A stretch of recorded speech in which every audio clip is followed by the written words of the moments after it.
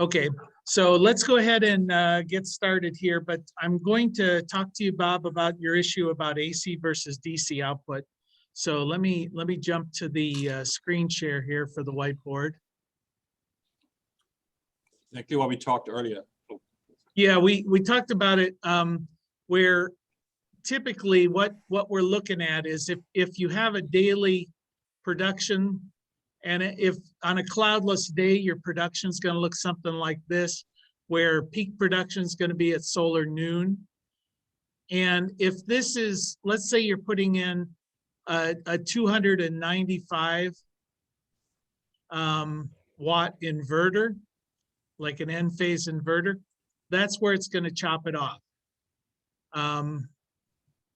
So during the day, you're going to capture, this would be on a standard test conditions day, you're going to capture all of the production, all of the energy that's produced.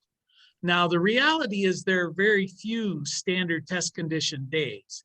Most days are going to be less than ideal. So the curve's going to fall somewhere below this number regardless. But let's say you put a 380 watt panel on this system, well, then the curve's going to look something like this, only it would be better. and let's say this is 380 watts. Okay, so you're still going to chop it off, so you're going to lose this production. Okay, that amount's going to be lost. You will never, you know, even though the panel might produce more, if you had a bigger inverter, you're not going to capture it. But you're going to capture all of this shoulder production that you wouldn't have captured had you put the smaller panel on. And the bottom line is that's going to be more power than what you're losing, even on a standard test condition day. So you're still going to come out ahead by having a bigger panel. But the downside, of course, is how much more did you have to pay for that panel? And that kind of gets into the whole economics of it. And in today's market, with solar panels being so cheap, in comparison with the cost of the inverters, they typically recommend about a 1.2 to a 1.3 inverter load ratio. So as we're just looking, if you had a 380 watt panel, so that would be DC, and you had a 295 watt AC inverter, that ends up coming out at about 1.28, right in the sweet spot. Seems to me those i7s, you can take what, up to 400 watt panels or something like that, or maybe even more. And they're still compatible. But yeah, as far as your whether or not you're going to be in trouble, you're not. But okay, so but what you're saying here is I'm capturing more time. You're getting more power throughout the day, you know, like in the morning and the afternoon with this scenario, but not even with the 295 watt output after the inverters, I'm putting more out during the day than if I had a 295 watt panel. Exactly. Okay, so that would equal more RECs. I don't know that they would really consider that, because of course what they're saying, you could try and figure it out. I'm not quite sure how you'd figure it. The most you're ever going to generate is 295. So I don't know how they're calculating your RECs, whether it's based on peak output or based on your assessment of how much you're generating throughout the day. Well, so I took this class, and it taught me how to reduce the output, calculate devaluing the output due to resistance of wires and due to right 25. So that's what I did, you know.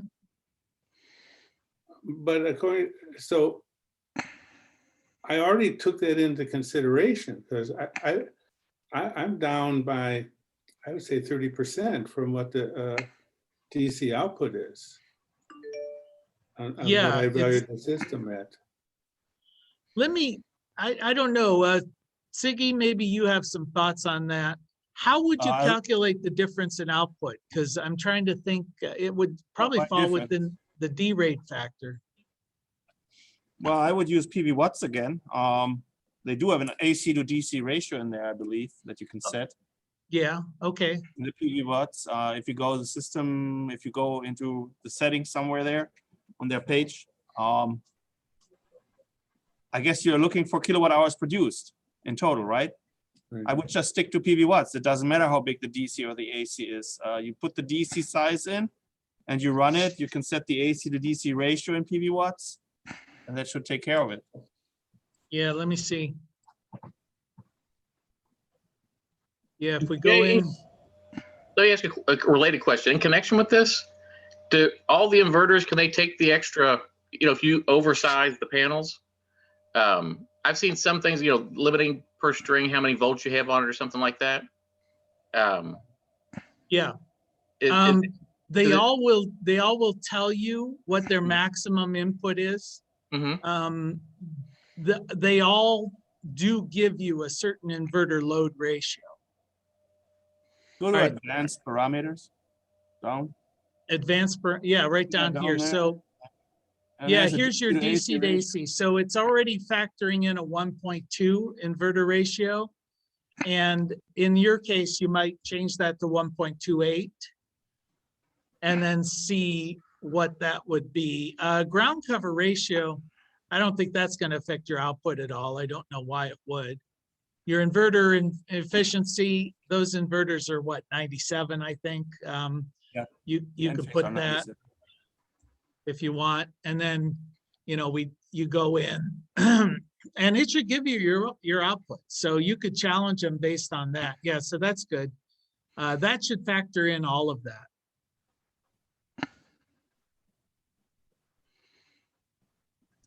Does that make sense to you there, Bob? It makes sense. I have to write this down. It's pvwatts.nrel.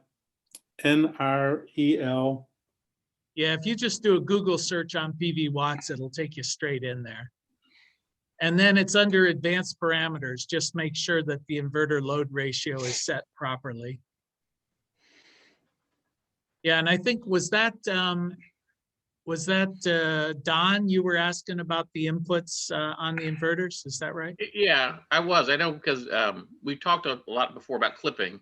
Yeah, But then when I look at the inverter, it says, if you go over, and I forget, I think it was volts that they measured it in. You will cause damage. Do not do this. yeah, No. almost all of them, like string inverters will say it has a maximum of this and a maximum per Yeah. string. And that's going to incorporate a certain inverter load ratio. With the N-phase microinverters, it talks about per panel because you're hooking them up to Okay. a single panel. And it says, we'll accept like 250 to 420 watts, Okay. even though it's a 295 output. So it's pretty straightforward there. Same with the Solar Edge.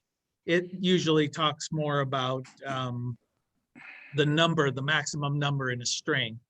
And Mhm. it's the power optimizers that have their input limitations because they translate everything to a fixed voltage. The optimizer does. So it doesn't matter what the panel is as long as it's within the specifications of the power optimizer. So you Okay. just have to look at that equipment. Okay. So could you calculate the system for me using the PV watts? I can try. Yes, What sir. size system is it? Well, I have 31 280 watt panels. 231. You had No, 231. 31 panels. That's 8.68 kilowatt. At 380. 8.6. All right, so it was an 8.6 kW DC. What size panels? 300 and It was, Where did you get? So 8.6 is the 380 times 31, right? Yeah, 80 times 31. no, is it's 11.78. All right. What did you derate your system at? Like 3% for your inverters, 2% voltage drop, maybe another percent, If you 2%. click on the loss calculator, it suggests it all for you there. Yeah, but they always, That is pessimistic, but that's okay. yeah. Yeah, and it also adjusts for system availability, which is downtime, you know, for repairs and things like Yeah, that. That will be 11 days. That's a little much, I think. Yeah. And panel Okay, so- mismatch shouldn't be an So issue to with, answer your question is I use losses at about 16.8%. 16.8. Oh, you had a lot. Yeah. It's actually All pretty high. Yeah. So if we do that, then what was your azimuth? Was it due south? For argument purposes, yes, And it was on a roof? yes. Okay. And I'm just assuming Chicago. You know, pitch was 22 degrees. All right. So it's showing 15,000. 15.246 kW per year. 15,247 kilowatt hours. Yeah, so 1.52 megawatt hours. Okay, well, that is lower than what I calculated was more like 16,000. But not far off, not something. too far off. And I think that your D rate is too high. Yeah, this is at the low end. Yeah. So realistically, well, let's go back and change your D rate. And 22-degree tilt. Yeah. Where did we have your D rate? You go into. Okay. The D rate, you would go to the loss calculator, or you go to system loss. Oh, here it is. Yeah. I would probably, with a system like this, I'd go with 8. It'll come up quite a bit. Yeah, 1.67 would be your Well, megawatts. That's closer to what I had. I had about 16.2, 16.3. Yeah, you had 1.62. Yeah, so you're probably right, but it doesn't matter if you're right if the state is saying this is what we're going to accept. You know, They're just doing a straight line. They just says, look at the maximum you can have is 295 watt output. They And don't understand it. They don't understand what they're. no, they They don't don't. understand power and energy. yeah. The So- power is the rating of the inverter. The energy is the times that it's actually producing at that power. So here's the interesting thing is that I've had 3 different people assigned to this one case, they changed. And each person has their own opinion on what the other guy did wrong. Yeah. And Well, there's an interesting discussion I heard on Car Talk, the old radio show with those two guys. yeah, click And clap. they were arguing if 2 people who don't know what they're talking about know more or less than one person who doesn't know what he's talking about. So, so the question is, are they reinforcing each other in their own ignorance, or are they independently dumb? So you could put together your PV watts thing using like a 10% D rate and produce this report and send it back to them and say, hey, this is how we're calculating it. What issue do you have with that? You know, how are you calculating? Because I put in a 10 here. If you just follow these same numbers, you should end up with the number that you already supplied to them. See, Aurora Solar does this also. Yeah, yeah, Well, And all- I used them, and that's what they came up with. they all Yeah. pull their numbers from PV watts. yeah. Oh, really? Yes, they all get the same database. NREL is the only one who has a database. Yep. So what's interesting is that the current one was figured out by literally the vice president of operations for the state of Illinois on solar shines. Yeah. And So- here's a kid, and then this kid comes along and says, "Oh, the VP is all wrong," and the VP had a better grasp of this than the kid did. Yeah, okay, well, good luck with it, but it seems like your numbers are right and theirs are wrong. You know, I tell that to my wife all the time too. And it gets you just as far as it gets you with the state of Illinois, right? Exactly. Okay, well, anybody else have a solar question or an issue before we jump into some of the news? Looking at that, all right. Couple of things, yeah, Bill? A couple of questions. So we're proceeding with a 5 kW ground mount, 100-foot distance. We were going to try to find some of continuous plastic pipe to bury. I haven't checked yet to see whether we can buy some from somebody. We looked at trenching versus tunneling, and it seems that trenching is less expensive. And I calculated using number 4 gauge wire is adequate for a half a percent voltage drop. Any thoughts? I mean, on that, we're going to locate the SMA inverter at the array and send AC back to the lockable disconnect. That may actually. We found a lockable disconnect with fuses. We don't need the fuses. Any comments there? The price was right. Yeah, the fuses are pretty helpful, I think, and let's see, John, you got a question, or I've got you on mute, so we have an electrician jumping in about fuses, I think. No. Go ahead. Well, this AC or DC? AC. Okay, well, you got to make sure you're, if it's DC, you got DC rated fuses. But that being said, have you thought of using aluminum wire and bigger conduit? Especially because nowadays with copper so high, it doesn't matter what copper you put in, it could not be there tomorrow. Sure, we found a whole bunch of wire at a salvage yard where they recycle this stuff. Another question, and this is probably a NEC question. The wire at the junkyard was only available in red and black, and the question is, does the NEC permit wrapping some tape around a black wire, green tape, indicating that it's neutral? Well, above number 6, yes. Since you're using 4 gauge, you can re-identify it. So that is a fine thing to do. But 6 below, it's got to be the right color.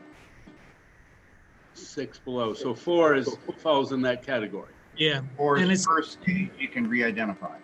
and you've got to do it at each termination. Yeah. What Yeah. about, I mentioned we were going to try to score a continuous piece of plastic rather than glued joints. It may be that we have to splice some wire together just because the lengths available are not long enough. Any comments or suggestions regarding making a splice? It will be a barrel splice. Should I solder it, or those sorts of questions? Yeah, John, Well, that's it's for all- you. It's only against code if the inspector finds it.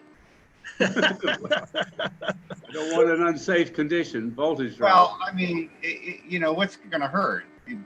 The problem is if it goes bad, you don't know where the hell it is. And so, you're supposed to do that stuff in junction boxes and make in-ground boxes. What length of pull is this? How long is it? It's 100 feet. Well, I wouldn't splice it in 100-foot pull. I would find the right length of wire, or sell the copper wire you got on Craigslist and use aluminum. You can probably sell it for 3 times as much as the price of the aluminum wire that you need to use, and put in So another side, number 4 si- copper. use sizing number the 1. wire, you got a different voltage drops per 1,000 foot for aluminum, and you have to size it accordingly. Is that correct? Yeah, you just bump it up a couple sizes. So 4, 2, you probably do 2, or even I'd probably do 1. You 1.25 inches. How many conductors is it? 3. 2. So is one of them a ground? Yes. Well, no, one is, I assume neutral, but I'll have to double check on that. Yeah, you're doing an AC output from the inverter, so it's going to be straight AC. So if you use 2-gauge aluminum, isn't that 100 amp rated, which is more than enough? You said it was a 5 kW array, right? Right. You're really oversizing the wire with 4-gauge anyway. Because Well, it was available, so, yeah, but and smaller voltage drop is better, right? But yeah, not yeah, it necessary. is. But Yeah. yeah, you could just use, isn't a standard service entrance use 2-wire aluminum 2-gauge? I mean, the last time I went down to electric store, it was relatively cheap. Because it's Compared to copper. yeah, it's something they have a lot of. Well, you just got to make sure it's got to have a W on it, an XHHW. It's got to be W if it's in the ground. W is the water resistant quality. So, Yeah. 2-gauge, 1-gauge. 2-gauge is not actually rated for 100. That's a D rating for resi service, but I mean, it's close enough. But, 1-gauge, it's going to cost you like, 15 cents a foot for that. 15, 20 cents a foot. Can Yeah, you repeat that designation, THHW? Was that what you said? Well, whatever wire you get, RHW or THHW, it's just got to have a W on it. Like it can't be THHN. You can That's not rated. you can in use ground. you can use USE2 as well. Use 2 underground service entrance wire. So By the way, it's rated for wet. As long as it's got a W in the nomenclature. Right. William, you might be Thank you. better off placing the inverter near the service because you may double the voltage and half the amps. Yeah. Yeah, because your So- inverter is going to be operating at 600 volts, maximum versus the 240. So if you're really worried about voltage drop, having the inverter running the DC the length, you're going to be at a higher voltage, lower amp, and you could get by with smaller wire. If your facilities will allow for that, if you've got place to install it. Plus, you may be able to secure the inverter a little bit better at the building than underneath your array. Because somebody come along with a pair of wire bolt cutters, they can run off with a $1,500 inverter, same as they could run off with your copper wire, Okay, So, great, thank you. sure. As far as the pipe, I mean, I don't see, what are you afraid of as far as doing joints, gluing the joints? We were just concerned that we wouldn't do a good job and water would come in under, Oh. from buried pipe. Just do a good job. It's a lot easier to pull. You can then feed the wire, especially if you're using a big wire, you can feed it one section at a time and then glue everything together and then just dump the whole unit down in the trench. That's a very simple way of doing it. And I've done that where you just take a piece of cardboard, put it underneath the pipe, do the joint. That way you're only feeding through 10 feet at a time. You get the whole run put together, everything's loose, then you glue it all up and dump it in. Sure. That's pretty straightforward. Okay, Because you may have, depending on the number of bends and stuff, it might be quite a pull, over 10 feet. 2 bends. 2 bends is, still tough, can be. yeah. Yeah. Well, aluminum probably doesn't, okay, it would be bigger diameter wire with aluminum. Therefore, the pulling would be more difficult. Is that a true statement? If you're using 2-gauge 3-conductor aluminum, yeah, it's a pretty big wire, So again, I had no problem just sort of feeding it through a 10-foot pipe, one section at a time. That was pretty straightforward. But if I had tried, because my run was about 100 feet too at our house, and if I had tried to pull it all at once, that becomes a 3-person job or so, somebody feeding it in, you know, 1 or 2 people pulling it. You also run the risk of boogering up the wire somewhere along the line, you know, catching it on something and scraping it. So, okay. Any other questions on solar there? Bill, did you have a second question? John? Yeah. Well, just mention, every electrical conduit in the ground is filled up with water. It's condensation or whatever. It's not meant to keep the water off the wire. That's why it's got to be waterproof wire. It's meant to physically protect the wire. So don't worry about water getting in there. It will happen through condensation or whatever reason. And the other thing is, although it is a novel idea to pull and glue as you go on a run of wire, you also endanger gluing the wire to the pipe with that system. So you got to think about that. So anyways, that's just my comment, but go ahead. Yep. I reckon that is a danger. Of course, you can maybe just wiggle the wire after it's glued, but I'm making no more comment. spoken like a true professional. Okay, let me hit a couple of the news items out there.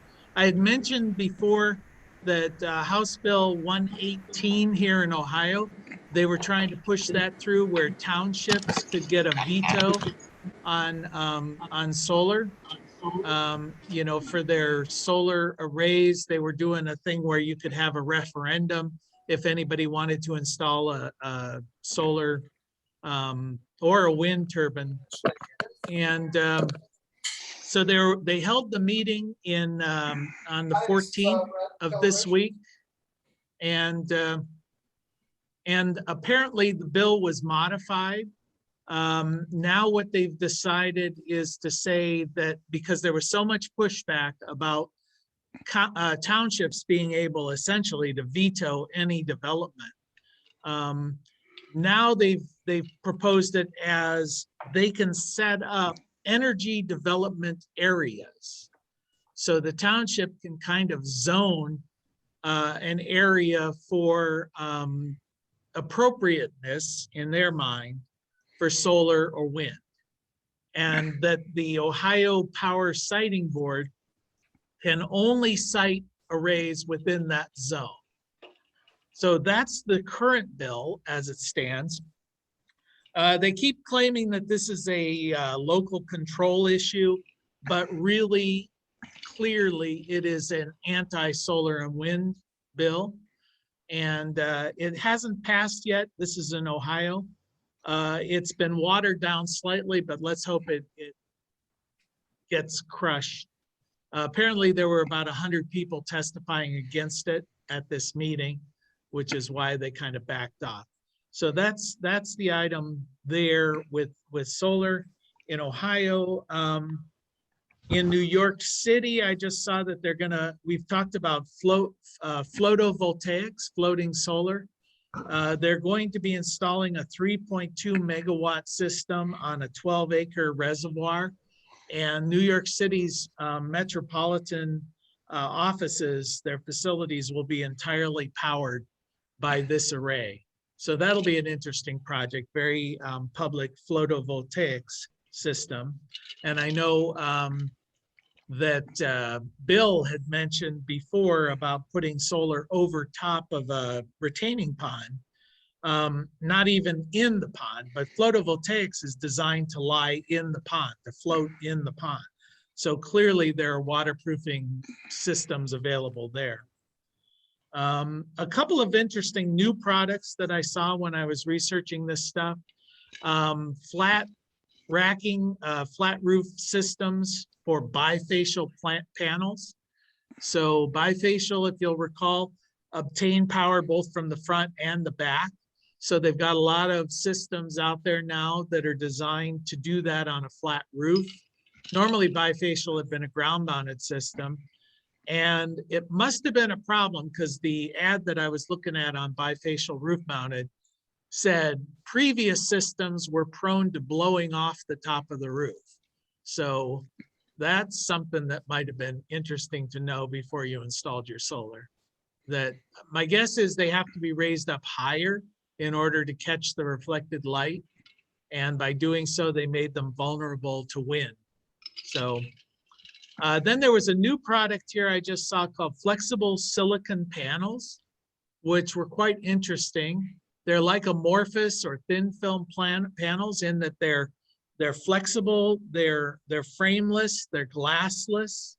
They state that they can be mounted directly to the roof surface for buildings that do not have the structural integrity to hold an array with a 20.9% efficiency.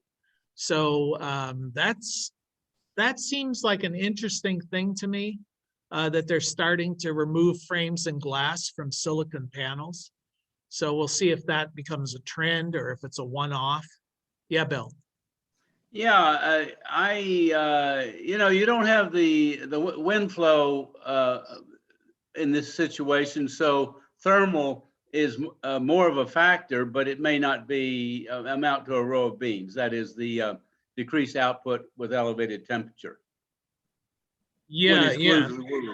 Yeah. Right. I would think that that was one of my concerns, is if you're mounting the panel directly to the roof surface, it's going to be hotter because you don't have airflow flowing on both sides of it.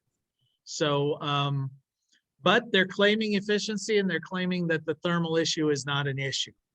But again, this is a product PR spec sheet thing. So whatever they claim, take it with a grain of salt. I was just curious to see, and they're making a valid point that with the decreased cost in solar cells, it's the other pieces of the panel that are adding to the cost, both in materials and shipping. So if you can get rid of the metal frame and if you can get rid of the glass, you've saved quite a lot on your panel. So we'll see how that evolves. You know, I saw that listed recently, and I don't remember the width, but I think it was 18 feet long and it was 185 watts. It may have been 16 inches wide. I don't remember. And Yeah, so I guess the area becomes a whole lot more. well, for in thin film, X amount of watts. in thin film, that was the issue. But if they're claiming a 21% efficiency, then the watts ratio should be similar. And these things, they did say the panels were slightly bigger than traditional panels, but they weren't big rollout panels. These were, and I'm not quite sure how they handle wire management on something like that, if there's no racking to handle the wire, you know. So to me, it was just kind of a, oh, that's kind of something to keep an eye on, to see if we start seeing a lot more of that. My guess is we'll start seeing a lot more flimsy panels, you know, reduce the gauge of the metal, reduce the thickness of the glass, you know, starting to scrimp on all of those kind of things. And then I would begin to worry about the robustness of the panels to last for 25 years. So that's, you know how they always do that. They'll reduce the metal by 1 mil and then 2 mil and see what they can get away with. So that'll be interesting to keep an eye on. Okay, then I did put out that we're going to talk about the drones. I thought drones in solar was an interesting topic, and it's something that's starting to be used a lot, more in the utility scale solar. But I was doing some research on this, and of course, one of the things that they use drones for is in the initial site assessment. And the initial site assessment, you can envision that rather than trying to walk over the whole property, you get a nice bird's eye view, send the drone up, you can see how the topology is, if there are any obstructions. Some of these systems are going to be pretty large.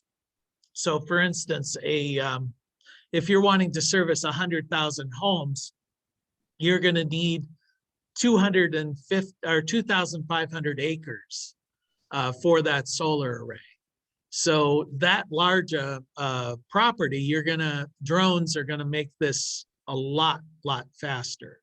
I don't remember the rule of thumb. It seems to me, and Siggy, you might have it at hand. Is it 4 acres per megawatt? Is that, for some reason that sticks in my brain as a number for a, you know, ground mounted system? I don't know it per acre right now. I would have to calculate that. Yeah, it seems to me it's something like that. I might be way off, but anyway, let's just assume if it's 4 acres per megawatt, you know, even 4 acres is a fair amount to walk to do that for the site assessment, especially when you're paying people by the hour. The other thing is, of course, once the system is installed, then inspection of the array, which has to happen periodically. So the use of drones, they found that they can reduce the amount of time involved by about 70% to do an inspection. And you can mount these things with thermal imaging so that they can look at the solar panels with a thermal camera and determine if there are flaws or cracks in the panels or hot spots in the panels from the thermal imaging, and then identify which panels need to be replaced if they're damaged or if they're having a problem.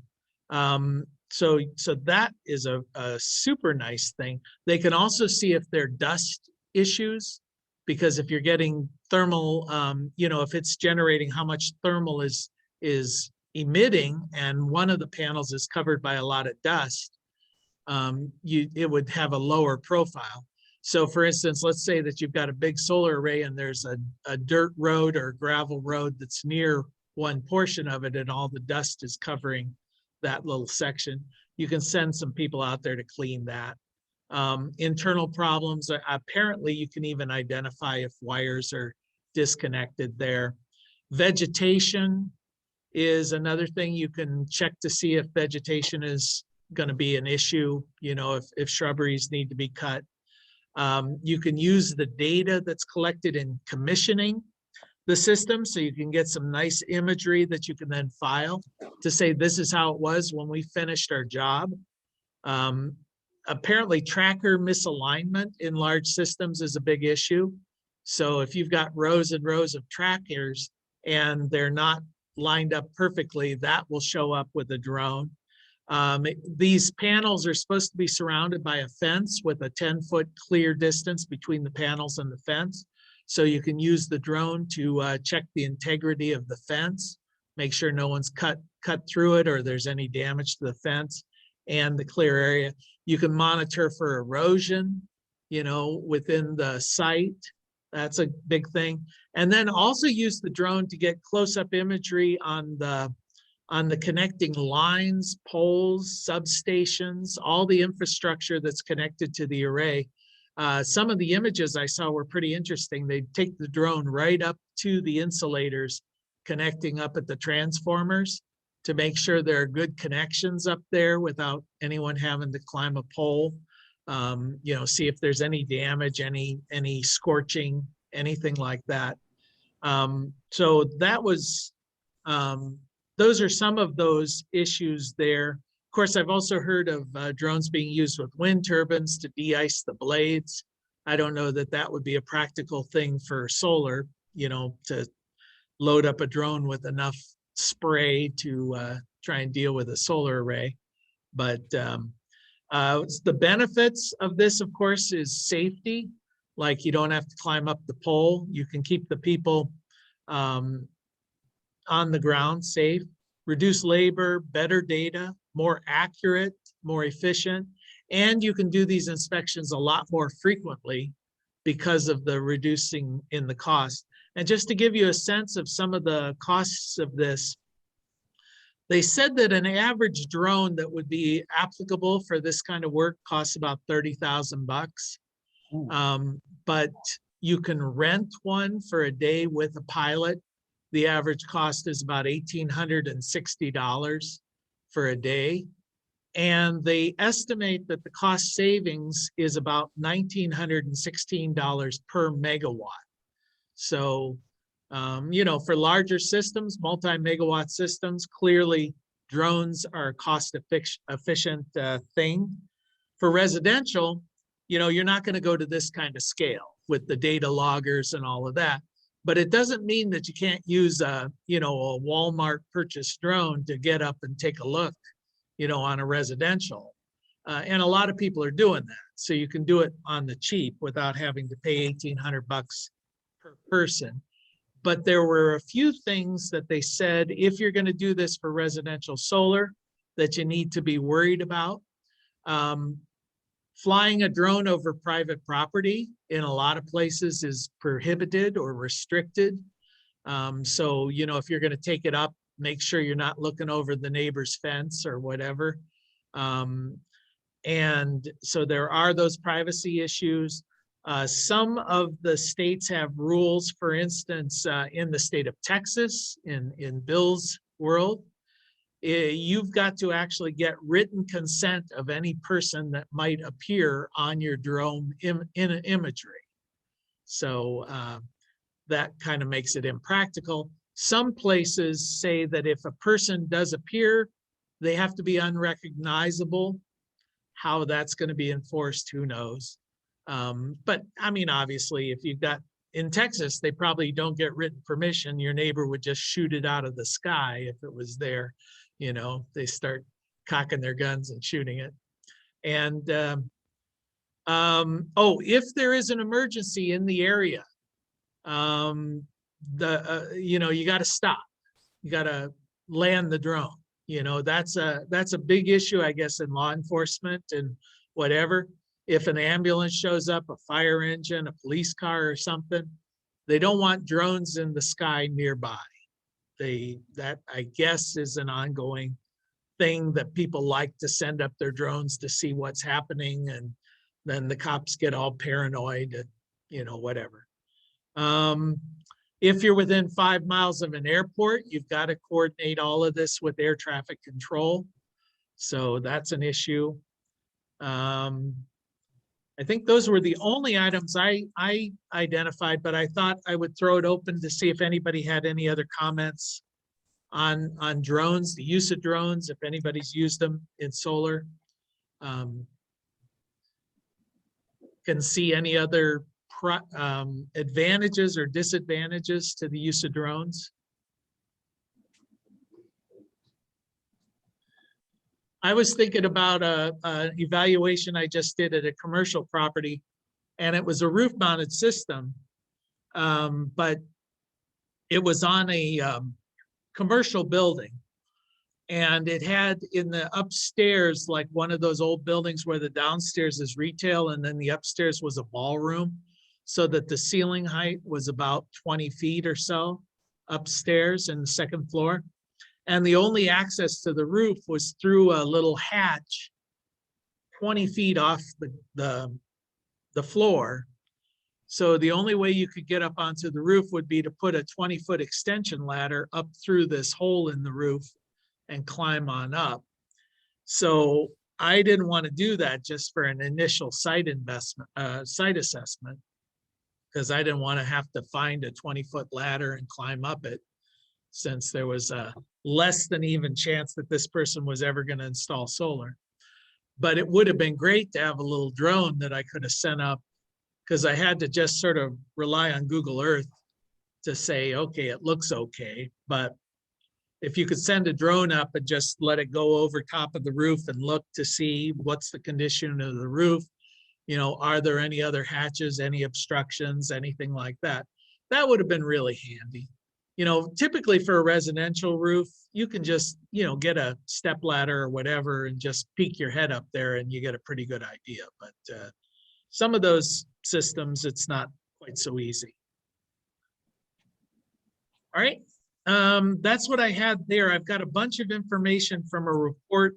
I'll save it for next time because we're running short on time, and I think I'll spend, there was an interesting new report if you want to get an advanced look at it from Energy Sage.